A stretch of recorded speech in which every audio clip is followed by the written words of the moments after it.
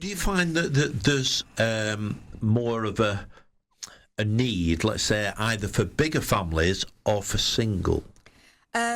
It depends. Yeah. There's actually just need all across the board, if I'm honest. Yeah. I think if you look at the waiting list across the country for good quality, affordable social housing, probably most local authorities have waiting lists running into the thousands. At both ends of the scale. Absolutely. Yeah. You've got empty houses now.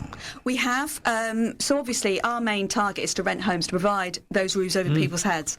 But sometimes if you look at our stock, and if you think a majority of our homes were built sort of pre-post Second World War, when it gets to repairing them, you reach a point when unfortunately it's just costing tens of thousands of pounds to invest. So not unusual for us to get bills of £40,000 for some of our homes. Well, Johnson Fold, for example, I mentioned that I worked on it and I was about 10 then, so that's 67 years ago. Exactly. So and they're getting on a bit, aren't they? They are, and obviously since Bolton at Home took over, we have a rolling programme of investment. I mentioned the 58 million every year, but you do get to a point with some of our homes where it just doesn't make sense. They're also not very fuel efficient. Even if you go in and put new heating systems in, they're quite costly for our customers to maintain and to look after and to heat their homes. So where we've got those properties, and we're not talking about hundreds of properties. I must really labour that point.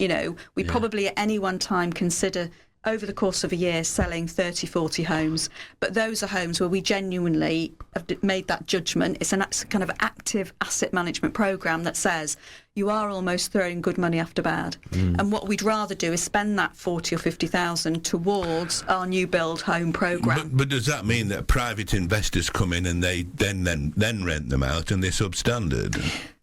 Well, obviously, we can't control. Most of our properties will go through an auction process, and you're absolutely right, we can't control who buys them. I think largely because of the numbers, they're often bought and go into the private rented sector.